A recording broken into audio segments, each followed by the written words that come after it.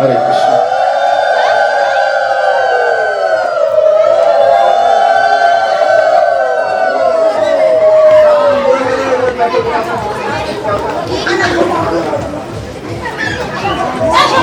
হরে কৃষ্ণ, জয় গৌর, জয় নিতাই।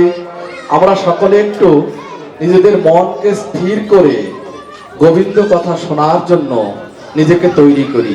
দাসপাড়া নিবাসী মহতি ভক্তবৃন্দ, ভগবানের অহৈতুক কৃপা পরবশ হয়ে ভগবানের অতীন্দ্রিয় ঐশী শক্তির সাধনায় ব্রতী হয়ে এই হরিনাম সংকীর্তন যজ্ঞের আয়োজন করেছেন। ভগবানের মহিমা অনন্ত, অনন্ত তার বিভু, মহাসমুদ্রের চেয়েও বিশাল।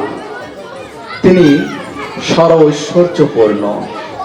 তাই তার মহিমা কীর্তন করা আমার মতো পরমাত্মার স্পর্শবিহীন জীবাত্মার পক্ষে অসম্ভব। তথাপি উপস্থিত সাধুগুরু বৈষ্ণবের চরণ ধুলি মাথায় নিয়ে, হে গোবিন্দ, তোমার অনন্ত কোটি বিভুর যৎকিঞ্চিৎ রস আচ্ছাদনের প্রয়াসে ব্রতী হয়েছি। হে গোবিন্দ, তুমি রাধারানী এবং তোমার পার্শ্ববর্গদের নিয়ে হরিনাম সংকীর্তন যজ্ঞ আসরে এসে তোমার অমৃতময়ী সুধারস বর্ষণ করো। আত্মতত্ত্ব না জানিলে জীবের উদ্ধার নাই। তাই আজ এখানে আত্মতত্ত্বের মাধ্যমে কিছুটা ভাগবতীয় রস আচ্ছাদনের চেষ্টা করব। আজকে এখানে অধিবাস, তাই অধিবাস সম্বন্ধে দু একটি কথা না বললেই নয়। হরে কৃষ্ণ। অধিবাস অর্থ গন্ধবাদী দ্বারা সংস্কারকরণ বা যজ্ঞারম্ভের আগে দেবস্থাপন। এই যে হরিনাম সংকীর্তন যজ্ঞের আয়োজন করা হচ্ছে, সেই উপলক্ষে শুভারম্ভ হিসেবে অধিবাস করা হয়। আবার বলা যায়, আনন্দ সৃষ্টির জন্যে মনকে উচ্চস্তর স্থানে বসানোই হচ্ছে অধিবাস। আবার এই অধিবাসের পূর্বে ঘট প্রতিস্থাপনের কথা বলা হয়। প্রাণ প্রতিষ্ঠার পূর্বে ঘট প্রতিষ্ঠা করতে হয়। 6টি ঘট বসাতে হয়। পঞ্চতত্ত্বের সাথে রাধা মাধবেরও প্রতিষ্ঠা করতে হয়। শাস্ত্রে আছে, মূল পদ্মে কুণ্ডলিনী যাবৎ নিদ্রায় তা প্রভু তাবৎ কিঞ্চিদন সিদ্ধতে তন্ত্র মন্ত্র অর্চনাদিকম।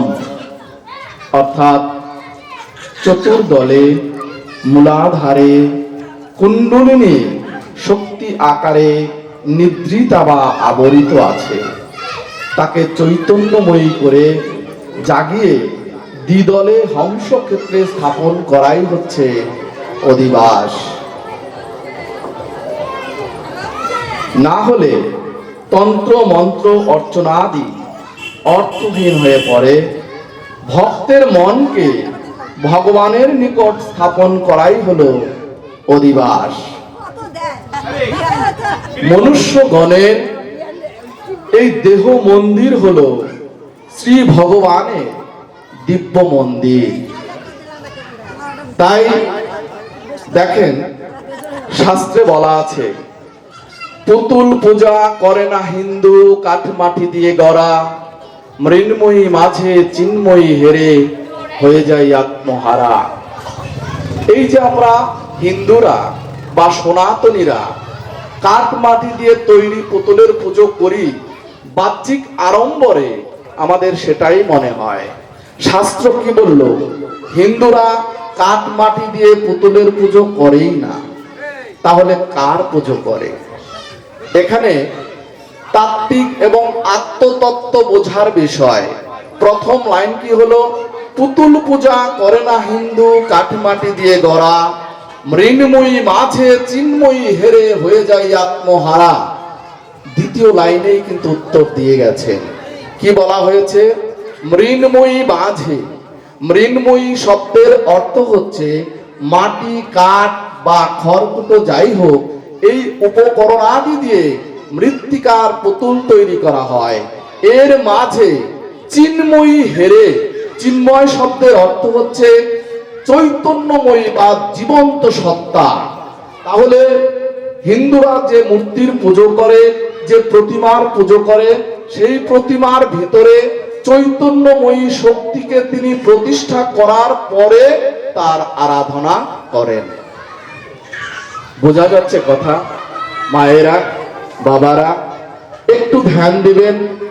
আত্মতত্ত্ব না জানিলে জীবের উদ্ধার নাই। সারা জীবন যদি আমরা পুতুলের পূজা করি তাহলে আমাদের কোনো উদ্ধার হবে না। কিন্তু সেই পুতুলের ভিতরে যদি আপনার মনকে প্রবিষ্ট করাতে পারেন, আপনি যদি তার ভিতরে তার চিন্তা করতে পারেন, তার শরণাগত হতে পারেন, তাহলেই ওই পুতুলে প্রাণ প্রতিষ্ঠা হয়। কোন ব্রাহ্মণ পুতুলে প্রাণ প্রতিষ্ঠা করতে পারে না। ব্রাহ্মণ কীর্তনের দ্বারা, অর্চনার দ্বারা অথবা মন্ত্রের দ্বারা আপনার ভিতরে বিশ্বাস অর্জন করে দিতে পারে, কিন্তু আপনার মনকে তার ভিতরে প্রবিষ্ট করতে আপনাকেই হবে। যদি আপনি আপনার মনকে ওই মূর্তির ভিতরে, ওই প্রতিমার ভিতরে প্রতিষ্ঠা করতে পারেন, তাহলেই আপনার ভিতরে প্রাণ প্রতিষ্ঠা হলো। এটাই আত্মতত্ত্ব বোঝার মূল কৌশল। গোবিন্দ এই বিশ্ব চরাচর ব্যাপী, তিনি নির্গুণ ব্রহ্ম, তিনি সর্বময় স্থানে গুণে আছেন। এমন কোন ক্ষেত্র নাই যেখানে গোবিন্দের উপস্থিতি নাই। তাই যাহা আছে বিশ্ব ব্রহ্মাণ্ডে, তাহা আছে আমার এই দেহ ভাণ্ডে। আমাকে খুঁজতে হবে আমার এই দেহে কোথায় গোবিন্দের বাস। সেইটা যদি বুঝতে পারি তাহলে আমাদের এই কৃষ্ণ ভজন সহজ হবে, কৃষ্ণ ভজন সার্থক হবে। তাহলে অধিবাস বলতে আমরা যেটা বুঝলাম, নিজের মনকে গোবিন্দের কাছে উপস্থাপন করাই হচ্ছে অধিবাস। আজকে এখানে কীর্তন হবে, সেই অধিবাস হবে। কেন হবে? এখানে একটা হরিনাম সংকীর্তন যজ্ঞের আয়োজন করা হবে। যজ্ঞের শ্রেষ্ঠ বস্তু কি? এই দেহ। কিছুক্ষণ আগে এক মা আমার গলায় এই পুষ্প পরিয়ে দিয়েছেন। পুষ্প পবিত্রতার প্রতীক। আমার এই মন, বুদ্ধি, চিত্ত, অহংকার এবং এই দেহটাকেও যদি গোবিন্দের চরণে সাধু গুরু বৈষ্ণবের কৃপা বলে পৌঁছে দিতে পারি, আত্মনিবেদন করে দিতে পারি, তাহলে এও নৈবেদ্য রূপে তার কাছে হয়ে যায়। হরে কৃষ্ণ। তো অধিবাস জানলাম। অধিবাসে কি করতে হয়? ঘট প্রতিস্থাপন করতে হয়। ঘট কি? মাটির তৈরি পাত্র, এটাও একটা ঘট। ওই মাটির পাত্রটা তৈরি করতে পঞ্চভূত লেগেছে। আমার এই দেহ পাত্রটা তৈরি করতেও পঞ্চভূত লেগেছে। কি কি লেগেছে? মাটি, জল, আগুন, বাতাস, আকাশ। ভেবে দেখেন, ওই যে মাটির পাত্রটি তৈরি হয়েছে, সেটা তৈরি করতেও প্রথমে মাটি লেগেছে, তাকে তৈরি করার জন্য জল লেগেছে, তারপরে বাতাসে তাকে শুকিয়ে আগুনে তাকে পোড়ানো হয়েছে, তারপরে ওই ঘটের ভিতরে দেখবেন একটা শূন্য স্থানও তৈরি করে দেওয়া আছে। এই আমাদের এই দেহ ক্ষেত্রটা, এই পাত্রটাও সেই একই বস্তু দিয়ে তৈরি করা আছে। ক্ষিতি, এই যে বললাম পঞ্চভূত, এই সমস্ত দিয়েও আমার এই দেহটা গঠিত। তাহলে এই ঘরটাকে কি বলা হয়? জল দিয়ে পূর্ণ করতে হয়। আবার এই দেহটাকেও পূর্ণ রাখতে হয়, যা খণ্ডিত হয়নি। খণ্ড দেহ বোঝা যায় গো মা? বোঝা যায়। আমার এই দেহ খণ্ডিত হয়ে গেছে, রাখতে পারিনি তাকে পূর্ণ করে। কারণ এ জগৎ সংসারে এসে গুরু কৃপা আমার হয়তো সময়কালে হয়ে ওঠেনি। যদি হয়ে উঠতো তাহলে এই দেহটা হয়তো খণ্ডিত হতো না। গোবিন্দের চরণে পূর্ণ দেহ সমর্পণ করতে হয়, খণ্ডিত দেহ দিয়ে কিছু আসে না। তাই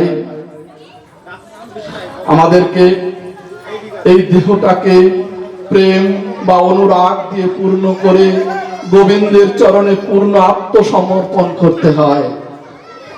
পূর্ণ আত্মসমর্পণ কিভাবে হয় জানেন গো মা? পূর্ণ আত্মসমর্পণ দেখেন, গোবিন্দ যদি তার কাছে কেউ নিজেকে আত্মসমর্পিত করে দিতে পারে, তিনি তার কাছে কোনো দিন কোনো অবস্থাতেই ঋণী থাকেন না। কেমন দেখবেন, শিশুপাল নামে কৃষ্ণের এক পিসাত ভাই ছিল। শিশুপাল জন্মের সময় তার আকৃতিটা একটু বিকট আকৃতির ছিল, তথাপি ওই সময়কার কথা ছিল, শাস্ত্রগ্রন্থে বলা ছিল যে এর যার কোলে যাওয়ার পর তার ওই দেহটা সুন্দর আকৃতিতে ফেরত আসবে, তার হাতেই আবার তার মৃত্যু হবে। এ কথা যখন বলা হলো তখন অনেকের কোলেই সে উঠেছিল, কিন্তু তার সাধারণ রূপ ফেরত আসেনি। যখন গোবিন্দের কোলে, কৃষ্ণের কোলে উঠেছিল, তখন তার স্বাভাবিক রূপ ফেরত এসেছিল। তখন ওই শিশুপালের মাতা কৃষ্ণের কাছে, গোবিন্দের কাছে বলেছিল যে বাবা, তুই আমার সন্তানটিকে হত্যা করিস না। কৃষ্ণ তখন তাকে একটা কি দিয়েছিল? ওয়াদা দিয়েছিল যে তোমার পুত্র যদি 100টি অন্যায় করে তারপর তার হত্যা হবে, তার আগে হবে না। ঠিক একটা একটা অন্যায় করতে করতে যখন যুধিষ্ঠিরের রাজ্যসভায় কৃষ্ণকে বারবার কটু বাক্য দ্বারা অপমানিত করতেছিল, কৃষ্ণ ময়ূর পুচ্ছ দিয়ে তাকে বুঝিয়ে দিয়েছিল, শিশুপাল তোমার কিন্তু এই যে 99, 98 করে 100-এর দিকে ধাবিত হয়ে যাচ্ছে, তুমি এবার একটু পাপ থেকে বিরত হও।